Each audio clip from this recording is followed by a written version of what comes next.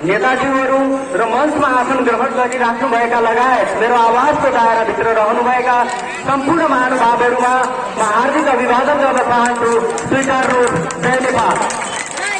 आज प्रश्न गर्न मन लाग्यो, केपी ओलीलाई एकपटक प्रश्न गर्न मन लाग्यो।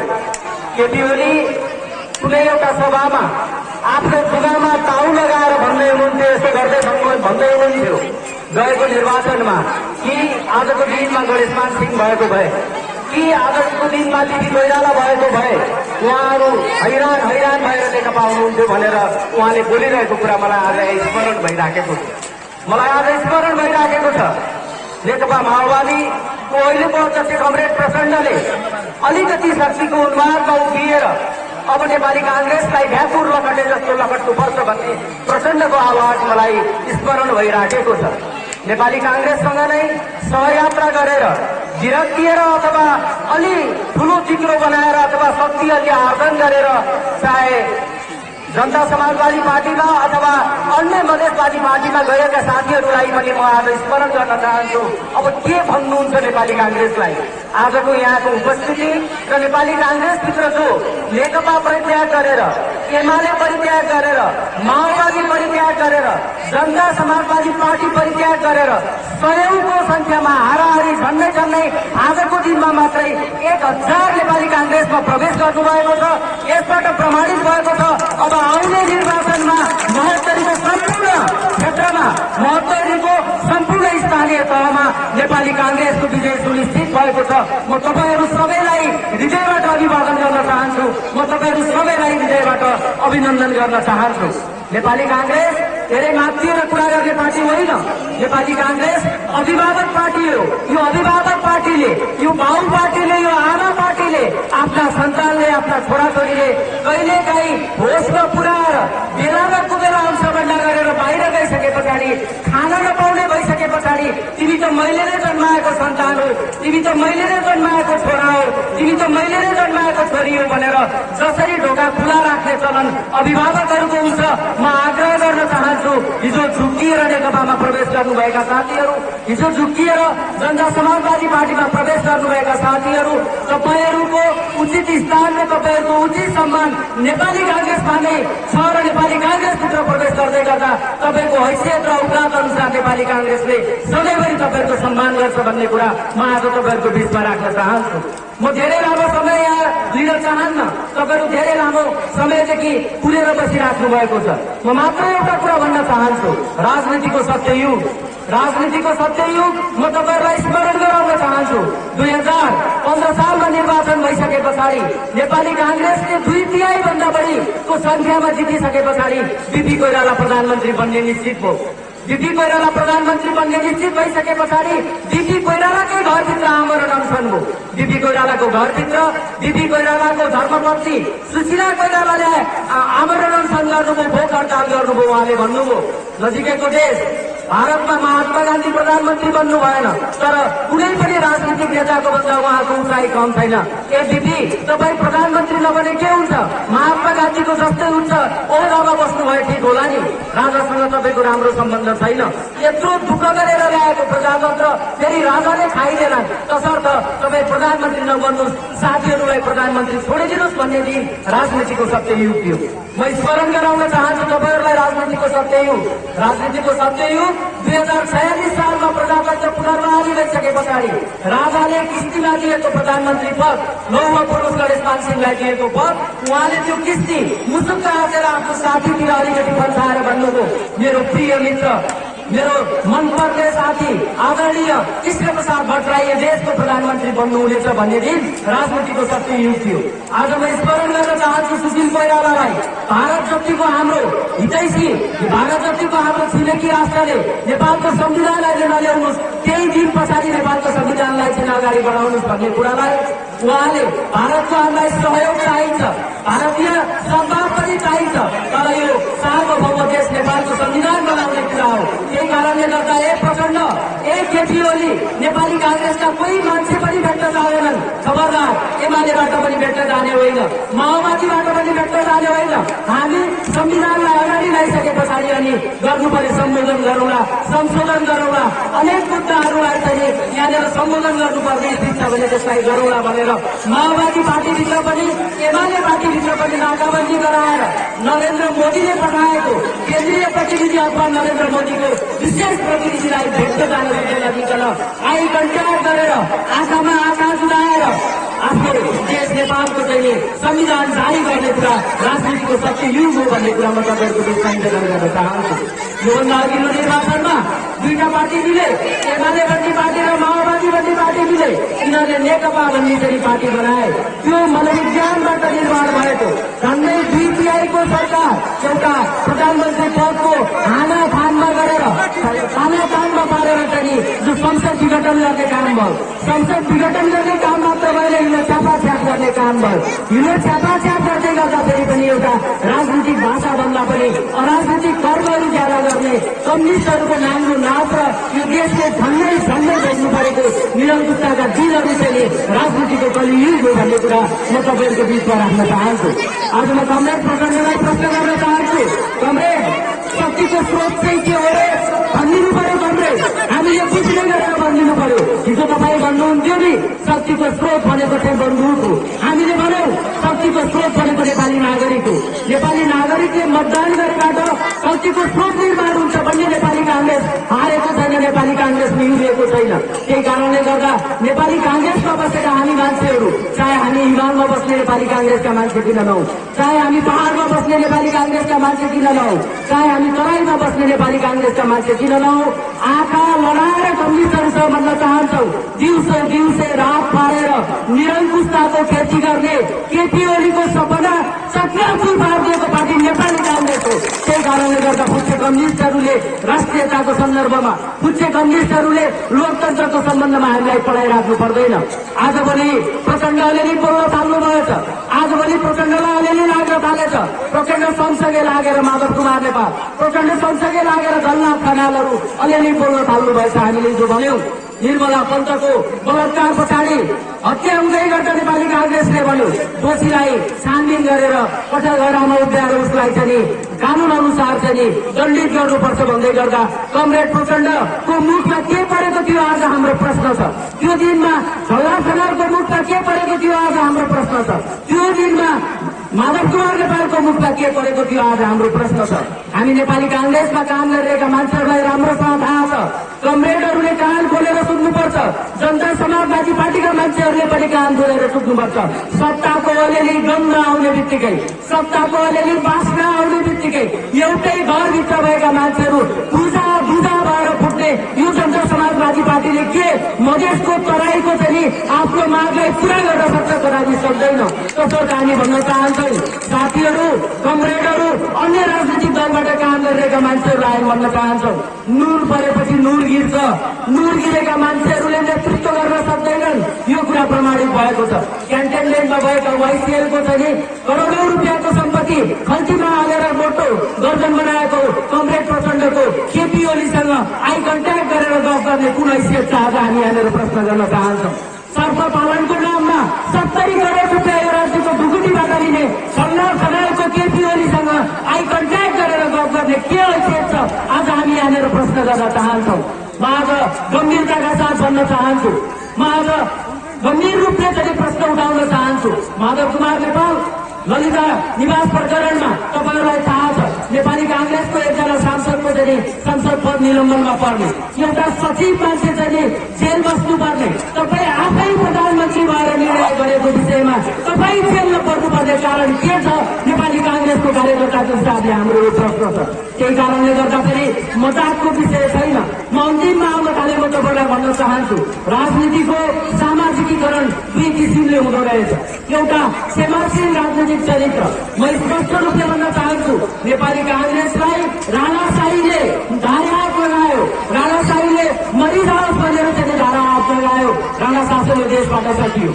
नेपाली कांग्रेसलाई पञ्चायतले दारे हात लगायो, यो देशबाट पञ्चायत सकियो। नेपाली कांग्रेसले बोक्दा बोक्दै घरि के गर्ने गरेर राजाले पनि भयङ्कर जुट दिए, त्यही कारणले गर्दाखेरि राजतन्त्र पनि यो देशबाट सकियो। नेपाली कांग्रेसलाई धारे हात लगाउँथे हिजो माले भन्नेहरू आज मालेहरू कहाँ छन्? नेपाली कांग्रेसलाई धारे हात लगाउँथे हिजो एमाले भन्नेहरू, नेपाली कांग्रेसलाई धारे हात लगाउँथे हिजो माओवादी भन्नेहरू आज यी एमाले भन्ने नरेन्द्र यादवजीको नेतृत्वमा आज लहरै लागेका साथीहरू जुन प्रवेश गरेका छन्, नरेन्द्र यादव लगायत उहाँ नप्रवेशी साथीहरूलाई म आफ्नो तर्फबाट र नेपाल ट्रेड युनियन कांग्रेस मोहतरिफको तर्फबाट हार्दिक बधाई तथा शुभकामना दिन चाहन्छु। साथीहरू, नरेन्द्र यादव हाम्रा चिरपरिचित आदरणीय दाजु हुन्। उहाँले साँझ बिहान घरबाट बाहिर गएका मान्छे भरे यदि घरमा आइपुगेका छन् भने हामी हृदयदेखि उहाँलाई स्वागत गर्न चाहन्छौँ र केन्द्रबाट हाम्रो यो प्रवेश कार्यक्रममा प्रखरबद्ध विश्व प्रकाशजी लगायत जुन टोली पाल्नु भएको छ उहाँलाई पनि नेपाली ट्रेड युनियन कांग्रेस मोहतरीको तर्फबाट हार्दिक बधाई तथा शुभकामना दिन चाहन्छु। धन्यवाद। जय नेपाल। जल्दी हमारी मृत्यु हो जाएगी। फेरि पनि राजा महेन्द्रले अनुरोध गरे कि छुटेर जाऊ, पञ्चायतलाई स्वीकार उपचार पनि गराइन्छ भने जवाब दिँदै गर्दाखेरि जवाब पठाउनु कि सर कटा लेंगे लेकिन सर झुकाएंगे नहीं। यो रामनारायण मिश्रको यो माटोलाई म ढोक्न चाहन्छु। तपाईँहरू प्रत्येक गौरवशाली दिदीबहिनी दाजुभाइहरू हुनुहुन्छ जो रामनारायण मिश्रको जिल्लामा हुनुहुन्छ, जो शिवचन्द्र मिश्रको जिल्लामा हुनुहुन्छ।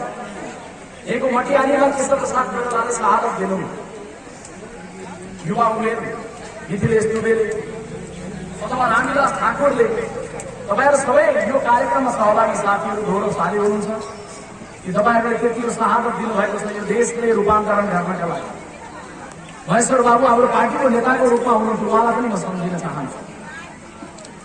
र आज तपाईँहरू सबैले नेपाली कांग्रेस पार्टीलाई एउटा जुझारू दलको रूपमा रूपान्तरण गर्ने संकल्प लिँदै गर्दा आज पार्टी प्रवेश गर्नुभएका सबै साथीलाई अनि जो पार्टीमा पहिलेदेखि हुनुहुन्छ नेपाली कांग्रेस पार्टीमा क्रियाशील हुनुहुन्छ सबैलाई आफ्नो धमनीमा कुनै शहीदहरूको रगतमा अनुभूति गर्नलाई म आग्रह गर्न चाहन्छु।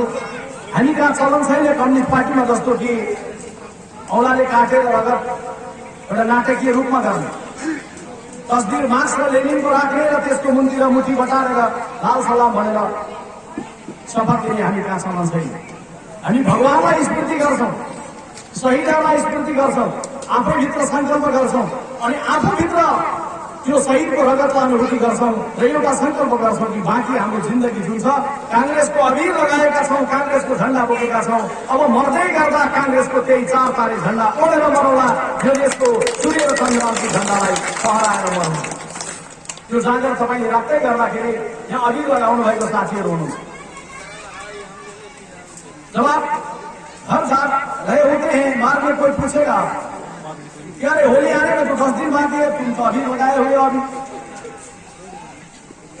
आप जवाब जरूर देंगे उस वक्त की मैं अभी इसलिए लगाया हूं कि कांग्रेस पार्टी में आज मैं प्रवेश की। कोई कहेगा अरे भाई इस पार्टी को छोड़ के कांग्रेस में गए हो, आप जवाब देंगे कि कम्युनिस्ट पार्टी को छोड़ दिया।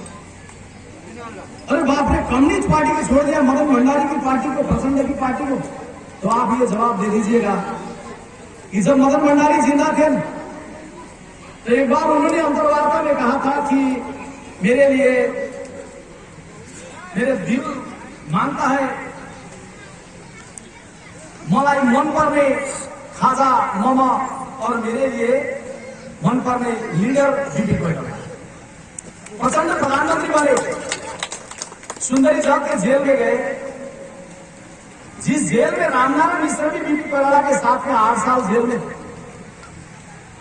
प्रचंड ने बीबी की सामग्रियों को देखा, बीबी ने प्रधानमंत्री होते वक्त जो कोट पहना था उस कोट को सुसुमाया और मीडिया के सामने आके बोले कि बीबी कोइराला तो हमारे प्रेरणा की स्रोत।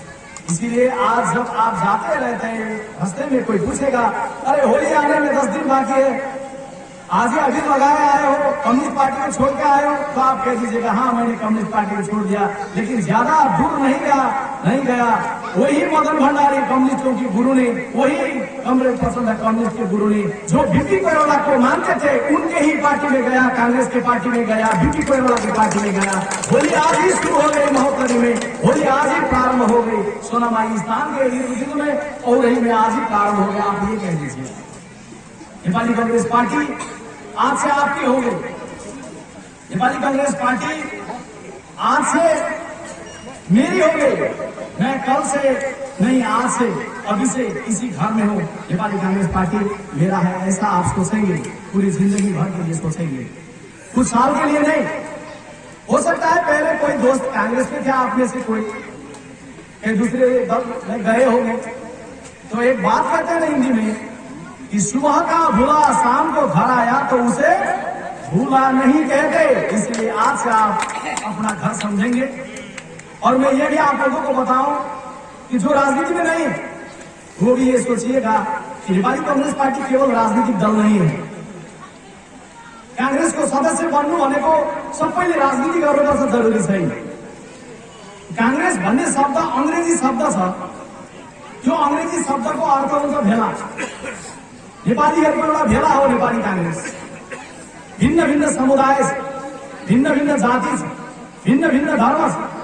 हामी सबै धर्मलाई सँगसँगै लिएर, सबै जातिलाई सँगसँगै लिएर, सबै समुदायलाई सँगसँगै लिएर हिमालको चिसोमा हिँड्दै गर्दा मधेसको पीडालाई सम्झेर, मधेसको गाउँमा आएर काम गर्दै गर्दा हिमालको दुःखलाई सम्झेर, हिमाल पहाड तराई मधेस नेपाली कांग्रेस भनेर हामी एउटै राष्ट्रिय अभिभावनाका साथ, एउटै भावनाका साथ हामी जाने गर्दछौँ। त्यसैले जो नेपाली कांग्रेस पार्टीमा हुनुहुन्छ उहाँहरूले यो सोच्नु होला, नेतृत्व गरिरहेका साथीहरूले, कि हामीलाई अरूलाई भन्न अप्ठ्यारो छ।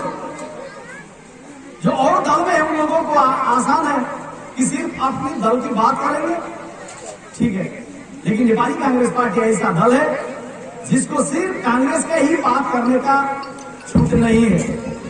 कांग्रेस होने के नाते, सबसे बुजुर्ग दल होने के नाते, नेपाल के राजनीति के सबसे ज्येष्ठ सदस्य होने के नाते, नेपाल देश के सभी को साथ में लेके चलने वाले, हृदय रखने वाले दल को एक परिवार के बुजुर्ग की तरह सबको साथ में लेके चलना है। इसीलिए नेपाली कांग्रेस पार्टी में आप स्मरण करेंगे इतिहास में राणा शासन 2007 साल फागुन 7 गते समाप्त हो गया। लेकिन देखिए नेपाली कांग्रेस के लिए कि राणा शासन को समाप्त किया, फिर भी राणा शासन समाप्त होने के बाद नेपाल के 7 साल फागुन 7 के बाद पहले प्रधानमंत्री जो बने वो राणा ही थे, मोहन शमशेर जी। मोहन शमशेर के नेतृत्व में कांग्रेस सरकार में गई और कांग्रेस ने कोशिश किया कि अरे भाई राणा शाही जो थी वो तो समाप्त हो गई, अब राणा बदल गए, वो भी उनको भी बदलने की छूट है, उनको भी साथ लेके चलेंगे, देश इनका भी है, देश हमारा भी है। लेकिन राणा में बदलाव नहीं हुआ और 1 साल बाद राणा सरकार से बाहर हो गए। आप लोग ये भी जानते हैं कि हम अभी गणतंत्र में हैं, लेकिन गणतंत्र में जितने भी दल गए उनमें से नेपाली कांग्रेस करीबन अंतिम में गया गणतंत्र में, क्योंकि हम लोग राजा के साथ में थे। हम लोग चाहते थे कि महाराज का भी स्थान हो नेपाल में, जनता के अधिकार जनता के हाथ में हो और राजा को सम्मान दरबार में वो रहे और उनको सम्मान करते रहे। लेकिन राजा की व्यवहार जो हुआ उसी व्यवहार के कारण हम लोग गणतंत्र में गए। नहीं तो आप लोगों को ये भी पता है कि राणा शासन से लड़ते वक्त हम लोग दिल्ली भाग के गए हुए, महाराज फिर उनको कंधे में बिठा के नेपाल लेके आए। आप ये भी जानते हैं कि दरबार हत्याकांड 58 साल में जो हुआ उसके बाद एक अलोकप्रिय व्यक्ति को भी नेपाल का राजा कांग्रेस ने ही बनाया। वीरेंद्र के जाने के बाद जीवेंद्र जी जब चले गए तो ज्ञानेन्द्र को महाराज की गद्दी पर कांग्रेस के गिरिजा प्रसाद कोइराला ने बिठाया। इसका मतलब ये सोचिएगा, कोई भाई कभी कभार लगता है कि कांग्रेस में कई बुजुर्ग ऐसा सोचते हैं कि कांग्रेस ने जो बात भी हो राजा को नहीं छोड़ना चाहिए था, ऐसा भी सोचते हैं। लेकिन राजा को हम लोगों ने नहीं छोड़ा। राजा ने डेमोक्रेसी की बात छोड़ी, कंधे में हम लोग बिठाते रहे और वो कांग्रेस के ही गर्दन हर वक्त निमोड़ते रहे, डेमोक्रेसी निमोड़ते रहे। बीपी कोइराला ने कहा था कि महाराज और मेरी गर्दन जुड़ी हुई है। इसका मतलब ये था कि अगर 2 गर्दन एक साथ में है, जुड़े हुए हैं, तो एक दूसरे को प्रहार करते रहेगा तो ऐसा दिन आएगा कि एक ने एक तो गर्दन चली जाएगी या दोनों गर्दन चली जाएगी। और जब महाराज निरंतर कांग्रेस के कंधे में बैठ के कांग्रेस के गर्दन, डेमोक्रेसी के गर्दन में प्रहार करते रहे, एक दिन ऐसा आया डेमोक्रेसी ने अपने गर्दन बसाया और राष्ट्रपति की गर्दन चली गई और नागार्जुन के जंगल में बैठ के आज महाराज देख रहे नेपाल की जनता के हाथ में गणतंत्र है। और गणतंत्र आया, नेपाली कांग्रेस ने जब गणतंत्र नेपाल देश में आया, आप लोगों को बधाई मैं देना चाहता हूं। मुझे खुशी है, मुझे गर्व है कि जब ये देश में गणतंत्र आया तो मैं उस मधेश भूगोल से हूं जिन मधेश के भूगोल में भैंस के पीठ पे बढ़ के पढ़ के पॉलिटिक्स में आए एक डॉक्टर साहब इस मुल्क के सबसे पहले राष्ट्रपति बने, डॉक्टर रामवरण यादव इसी मधेश के प्रधान राष्ट्रपति बने, हमारे राष्ट्रपति बने। ऐसा दिन आया कि राजतंत्र चली गई, लेकिन एक मधेश का बेटा, एक मधेश की बेटी मुल्क के राष्ट्रपति बनने की, जनजाति का बेटा या बेटी, थारू के बेटा या बेटी, कोई महिला या कोई पुरुष राष्ट्रपति बनने का दिन आया। इसका मतलब मैं ये कह रहा था कि महाराष्ट्र के साथ लेके चलने वाले तो थे हम लोग, वो नहीं चले। हम लोग राणा को ही नहीं, राजा को ही नहीं, कम्युनिस्ट को भी साथ लेके चल रहे हैं। कभी कभार कई दोस्त कहते हैं कांग्रेस ने माओवादी के एजेंडा ले लिया, माओवादी के पीछे लग गया। अब लोग ये भी जानते हैं कि माओवादी के पीछे अगर हम लोग लगे हुए होते तो रोलपा के गांव में आकाश में बंदूक लेके उधर आकाश की तरफ बंदूक चलाते हुए आप लोग देखते हैं, लेकिन ऐसा नहीं हुआ। नेपाली कांग्रेस पार्टी ने बंदूक लिए हुए माओवादी को बुलाया और रखो कैंटोनमेंट में बंदूक, छोड़ दो बंदूक, सरकार को जिम्मा दो बंदूक और जनता के आगे जाके दो हाथ जोड़ो, जनता के पैर पड़ो, जनता तुमको सत्ता देगी, तुम चलाओ, कांग्रेस को देगी, हम लोग चलाएंगे। ऐसा क्या माओवादी के पीछे की बात है कि हमारे पीछे आ गया माओवादी? माओवादी बल प्रयोग की सत्ता चाहती थी, हम लोग ने कहा बल के बाद नहीं, सत्ता आएगी लेकिन बैलेट बॉक्स के बाद, बैलेट बॉक्स के मार्ग से। माओवादी प्रेस स्वतंत्रता नहीं चाहती थी, उस रास्ते में आया। निजी संपत्ति नहीं चाहती थी, कम्युनिस्ट दर्शन निजी संपत्ति के बाद मार्ग में आया। स्वतंत्र न्यायालय नहीं चाहती थी माओवादी, स्वतंत्र न्यायालय में आया। इसका मतलब यह है कि कांग्रेस कम्युनिस्ट की उस वक्त से नारे से लेकर माओवादी तक सबको साथ लेके चलने की नेपाली कांग्रेस ने कोशिश की।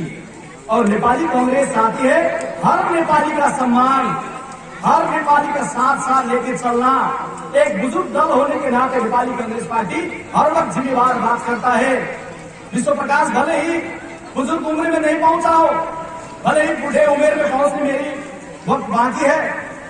आप कोई कभी कभार तो कहते थे युवा कहते थे, वैसे तो मैं युवा नहीं हूं, मैं 50 वर्ष का हूं, लेकिन फिर भी कोशिश क्या करता हूं कि जिम्मेवार लीडरों की तरफ बोलने की कोशिश करता हूं। क्यों? क्योंकि मुझे छूट नहीं है कि कोई माओवादी की तरह, कोई जसपा की तरह ऐसा करके वैसा करके ये देंगे वो देंगे गाली करेंगे, ये नहीं है। सबको साथ लेके चलने की हृदय रखना नेपाली कांग्रेस पार्टी के हर उम्र के, चाहे युवक हो चाहे बुजुर्ग हो, सबको जरूरी है।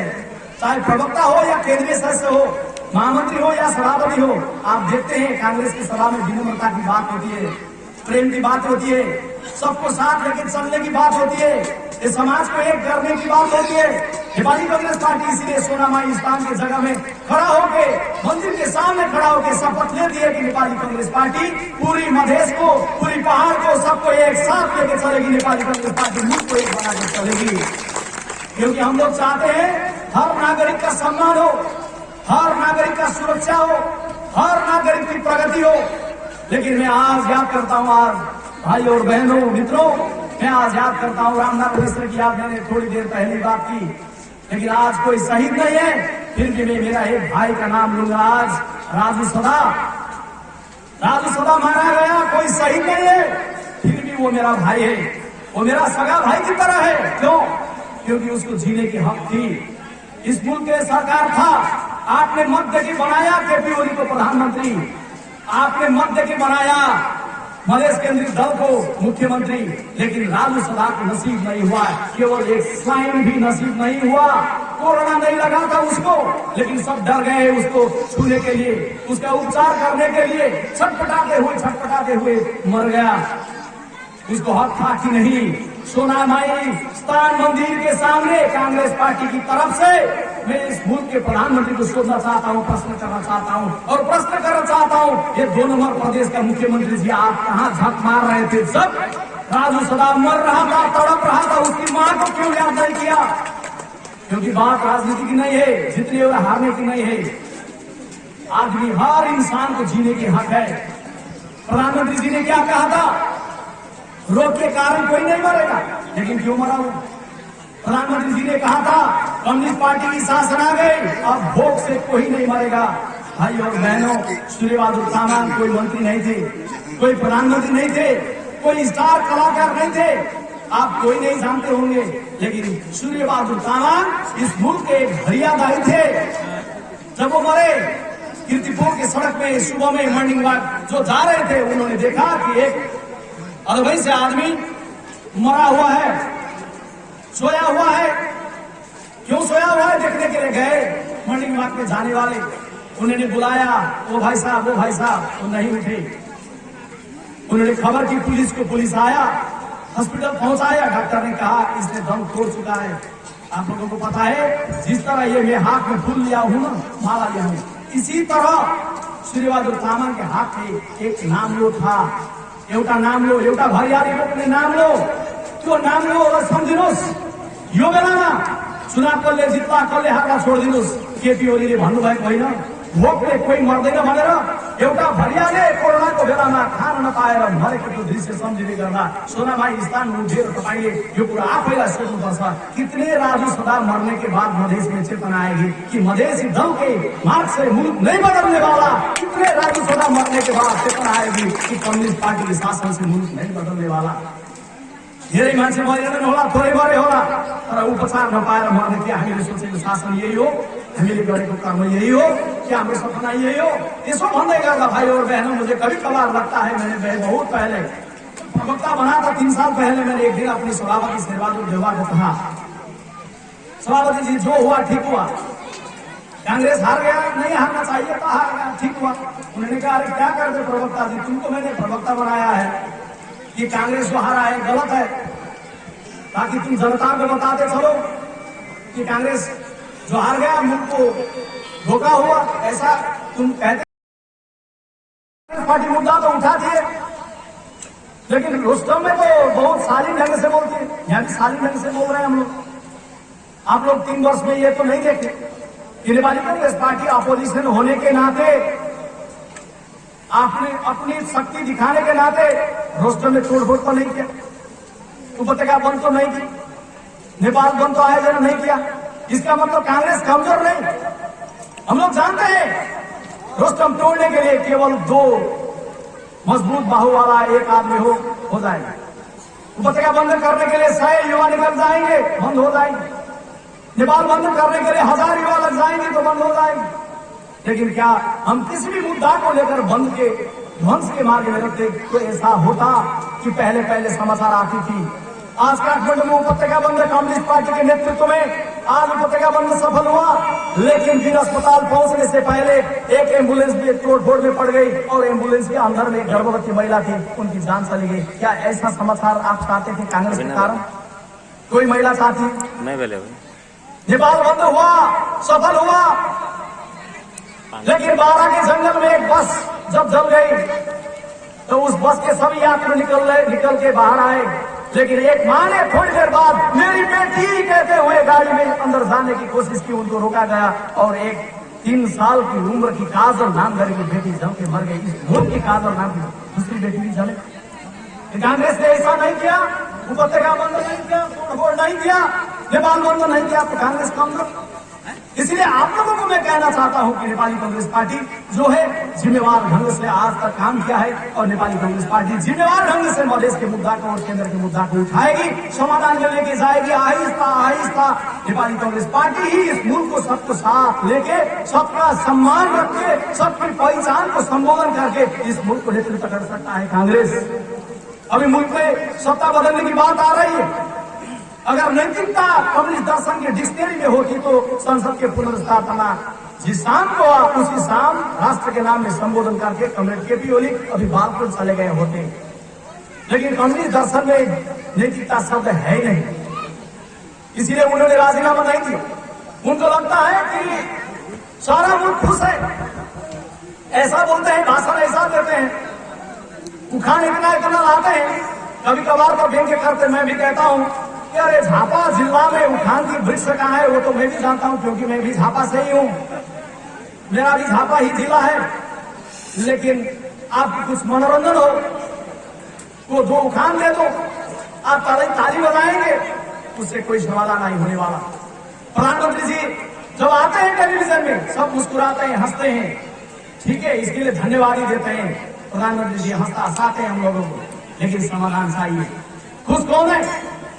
याद कीजिए, कौन खुश है? आप शिक्षक खुश है, वकील खुश है, कोई बुद्धिजीवी खुश है? बुद्धिजीवी को बार बार अपमानित करके प्रधानमंत्री जी बोलते हैं, बुद्धिजीवी को थला बसाएंगे, बुद्धिजीवी को ऐसा बोलते हैं, बुद्धिजीवी को ऐसा बोलते हैं। डॉक्टर अंजलि आया, उनसे पूछिए क्या नेपाल के डॉक्टर सब खुश है? संसार भर के डॉक्टर कोरोना से लड़ रहे थे,